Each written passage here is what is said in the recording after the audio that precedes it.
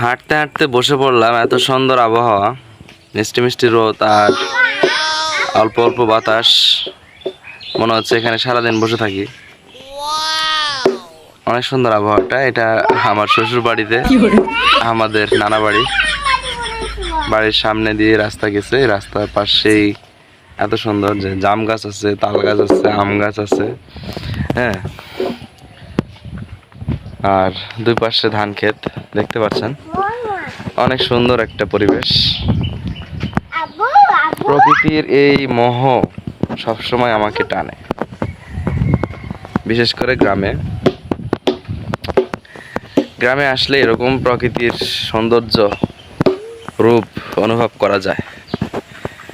তো আপনারা কে কে এরকম প্রকৃতির সৌন্দর্য দেখতে ভালোবাসেন, উপভোগ করতে ভালোবাসেন, অবশ্যই কমেন্ট করে জানাবেন। তো আজকে এ পর্যন্তই। ভালো থাকবেন,